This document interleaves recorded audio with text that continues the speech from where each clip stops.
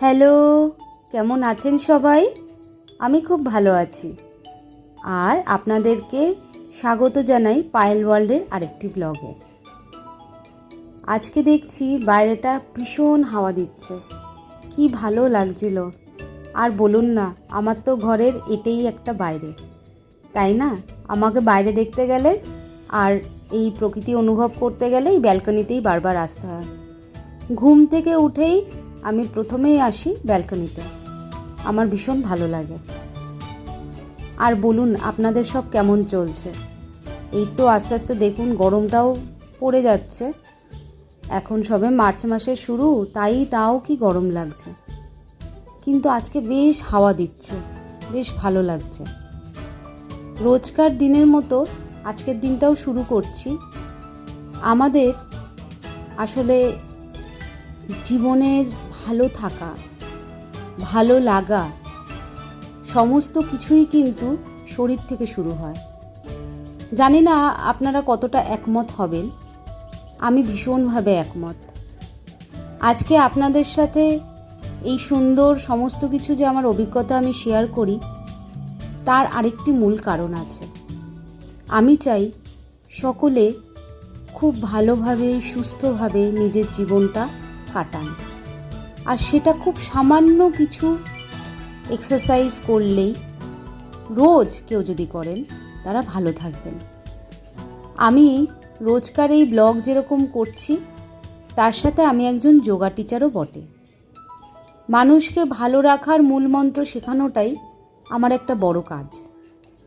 খুব সামান্য কিছু রোজ এক্সারসাইজ করা, যদি জিমে নাও যেতে পারেন, ঘরে বসে রোজ এই মোবিলিটি এক্সারসাইজগুলো প্র্যাকটিস করা, এগুলো করলে আপনাদের আমি কথা দিচ্ছি, মানসিকভাবে শারীরিকভাবে আপনারা ভীষণ ভালো থাকবেন। দেখুন, আসলে আমাদের শরীর কিন্তু মন্দির। আমরা যেরকম ঈশ্বরকে পুজো দিই, তেমনি আমাদের শরীরের যত্ন নেওয়াটাও একটা বড় কাজ। তাই আমার মনে হয় প্রত্যেকের নিজের শরীরচর্চাটা প্রত্যেকটা দিন করা উচিত। যেমন আমরা স্নান করি, খাই, ঘুমাই, এটা আমাদের খুব প্রয়োজনীয় কাজ প্রত্যেক দিনের, তেমনি এক্সারসাইজটাও কিন্তু আমাদের প্রত্যেক দিনের ভীষণ প্রয়োজনীয় একটা কাজ। মনের শরীরকে ভালো রাখা আর নিজের শরীরটাকে যত্নে রাখার জন্য এটা খুব প্রয়োজন, প্রত্যেকটি মানুষের প্রয়োজন। আমি খুব সামান্য কয়েকটি মোবিলিটি আজকে করছিলাম, তাই ভাবলাম আপনাদের সাথে শেয়ার করি। আমি রোজই মোবিলিটি করি, এক্সারসাইজ করি, জিমেও যাই এবং লাস্টে প্রাণায়ামও করি। আজকে জিমে যাইনি, তাই ভাবলাম সকালবেলা একটুখানি মোবিলিটি করি। তাছাড়াও মাঝে মধ্যে আমি সকালবেলা স্টার্টিং ডের এই স্টার্ট যখন করি, মোবিলিটিগুলো আমি প্র্যাকটিস করি। এতে আমার হিপ জয়েন্ট, আমার স্পাইনাল কর্ড মানে মেরুদণ্ড, আমার বোন স্ট্রাকচার, আমার সিস্টেম, আমার যে খাবারের সিস্টেম, আমি যে খাবার খাচ্ছি হজম হচ্ছে, এবং আমার রক্ত সঞ্চালন, আমার হার্টের সিস্টেম, সমস্ত কিছু ভালো থাকবে।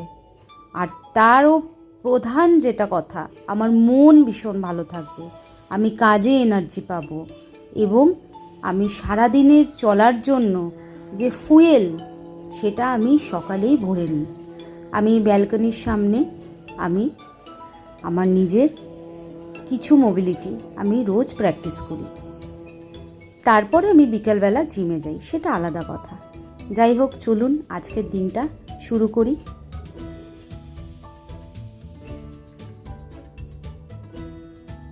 এই তো রোজকার মতো ওদের খাবারগুলো একটুখানি গুছিয়ে দিচ্ছি, তারপরে সব মোটামুটি একটু ডাস্টিং করে সমস্ত কিছু গুছিয়ে এবার রান্নাঘরে যাব।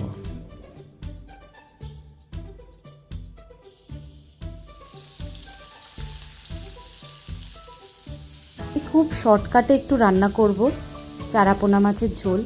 জিরে আর ধনেটাকে একটুখানি আমি রোস্ট করে নেব মাইক্রোওয়েভে, তারপরে সেটাকে গুঁড়িয়ে রেখে দেব। সেটাই হবে আমার আসল মশলা, এবং এটার ঘ্রাণ এত সুন্দর হয়, আপনারা একবার করে দেখবেন, ভীষণ ভালো লাগে।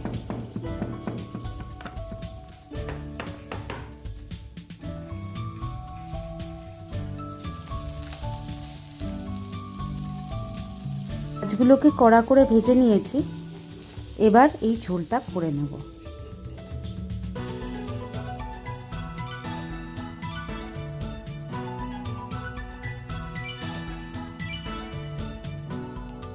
দেব এই টমেটো, লঙ্কা, আদা বাটা, কালো জিরে ফোড়ন দেব, তেজপাতা ফোড়ন দেব আর আলু দেব। আর বেগুনটা একটুখানি প্রথমে ভেজে নিলাম। কম তেলেই ভাজি, কম তেলেই রান্না করি, আপনারা তো জানেনই। তো এই প্রসেসে এমন কিছু ব্যাপার নেই। কাঁচা লঙ্কা আর কালো জিরে ফোড়ন দিলাম, তেজপাতা দিলাম, আদা টমেটো সব একসাথে একটুখানি মাখা মাখা করে তার মধ্যে দেব ওই ভাজা গুঁড়ো মশলার অর্ধেকটা দিয়ে, তারপরে সেটাকে সমস্ত কিছু নেড়ে ছেড়ে একটু জল দিয়ে কষিয়ে তারপরে দিয়ে দেবো আলু। আলুটাকে আমি ভাজবো না, আলুর গুণমান বজায় রাখার জন্য এটাকে একটু নাড়াচাড়া করে জল দিয়ে আবার ঢেকে দেবো। আলুটা যখন মোটামুটি সেদ্ধ হয়ে আসবে তখন এই ঢাকনাটা আমি খুলে দেবো। মোটামুটি লেগেছে 10 মিনিট। আর এই হচ্ছে চাল ভেজানো জল। আমি এই চাল ভেজানো জলটা গাছে দিই। আমি দেখেছি গাছের মাটির যে গুণমানটা সেটা খুব বজায় থাকে। আর এই দেখুন আলুটা তো সেদ্ধ হয়েই এসছে। যতটা ঝোল আপনার প্রয়োজন ততটা দিয়ে নেবেন। আর মশলার মধ্যে দিয়েছি একটু গুঁড়ো লঙ্কা, হলুদ আর সামান্য একটু জিরে গুঁড়ো, ব্যাস।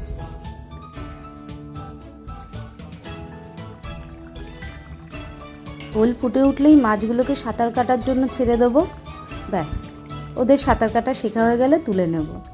দেখুন আলুগুলোকে যেন মনে হচ্ছে কোলবালিশের মতো জড়িয়ে পেঁচিয়ে শুয়ে আছে, বেশ মজা লাগছে দেখতে।